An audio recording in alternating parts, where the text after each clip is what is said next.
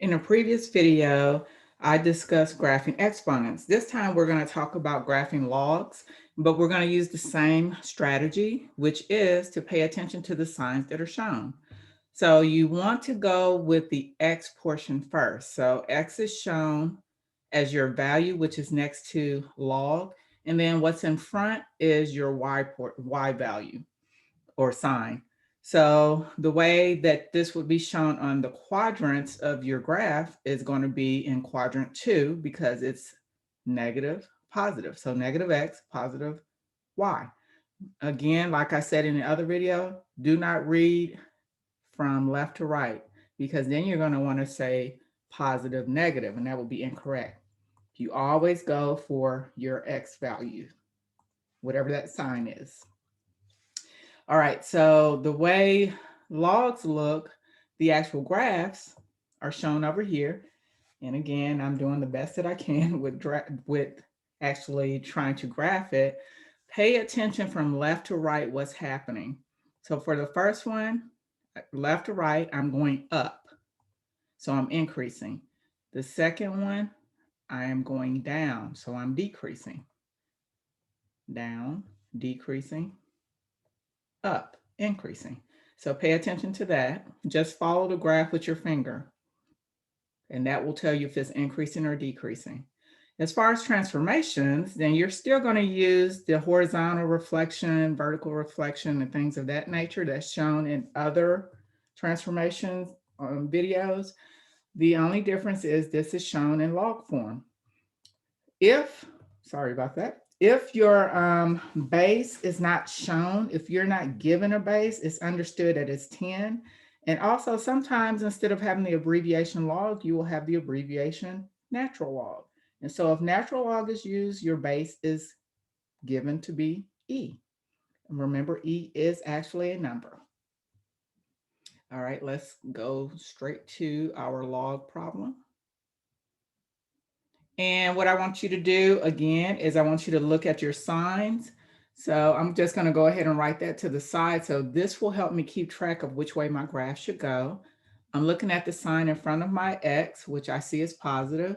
And then I'm looking at the sign that's after the equal sign, which I see again is still positive. If I go back to my notes, positive, positive tells me my graph is going to go towards quadrant 1. And my graph should look something like that. That's what I'm trying to keep in mind as I'm working when I'm plotting my points. The next thing I want to do is I want to look at the part that's in parentheses that's associated with X. And I'm going to do 3 things with it. The first thing is I'm going to set it equal to 0. The second one, I'm going to set equal, let's do that again. I am going to set equal to 1. And then this is different from the exponent one. So this time when you have a log, you want to set it equal to whatever that base is. So the base is 3. Whenever I set the first one to 0, that is going to be my vertical asymptote. So whatever this is, that represents my vertical asymptote. I'm going to add 5 to both sides, which tells me that X is going to be 5. So for my vertical asymptote, X equals 5. Again, it doesn't really spell a word, but VAX, just think of it because it's not hey. Hey is for your exponent where Y is equal to something. When we're talking logs, it's X is equal to something. So it's also going to be an x-intercept instead of a y-intercept when we're talking logs. We'll come back to that in a few minutes. All right, my other 2 scenarios, what I'm going to do with that information is that's what's going in my table for the X column. So I'm going to add 5 to both sides. X in one instance will be 6, and then again adding 5 to both sides. X in the other instance will be 8. If I am manually calculating, I'm going to take the 6 and the 8 separately, and I'm going to substitute them in for the X. So that means I'm going to have to do the math 2 times. Or if I have a graphing calculator, I can just place it in, put the 6 in, and I'll get my outcome. Highlight this again to copy it, hit enter, and then just change that 6 to an 8. So the first time when I put the 6 in, I got a -1. And the second time when I put the 8 in, I got a +1. So that's what's going in my table, -1 and +1. So I already have my vertical asymptote and I have 2 points. Vertical asymptote is shown as a dashed line. Vertical means up and down.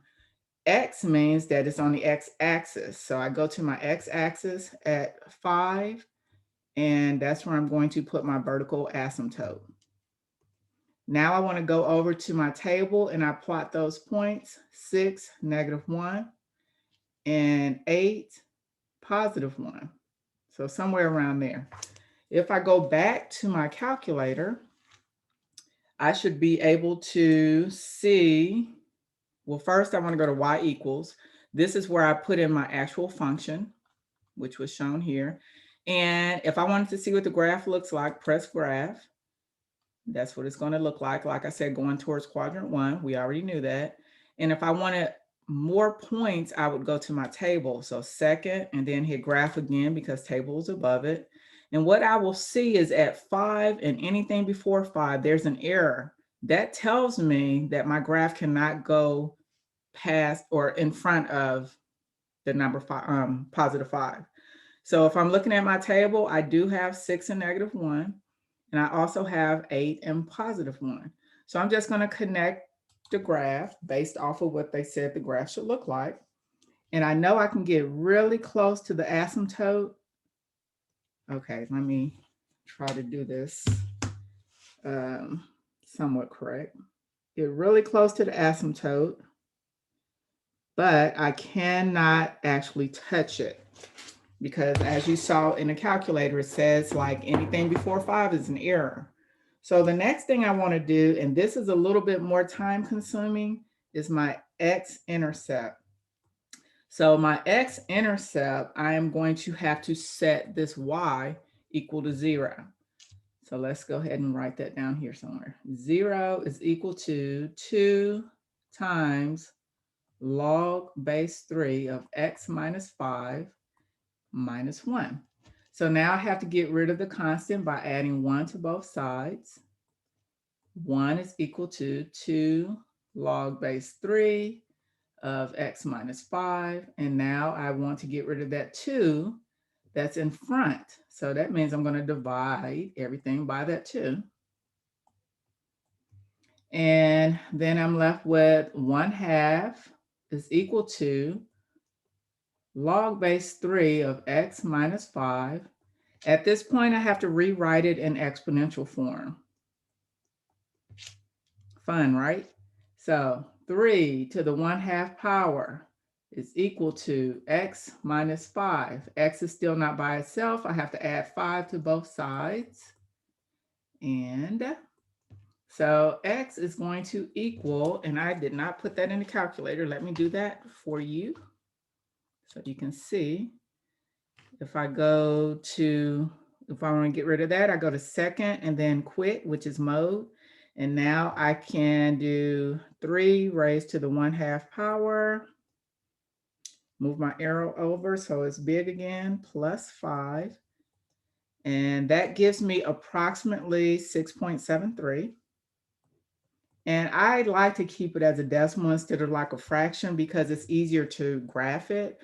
So again, that represented my x-intercept, which meant that my y value was 0 and my x value is 6.73. So if I go to my graph between 6 and 7, somewhere right in here, that's my x-intercept.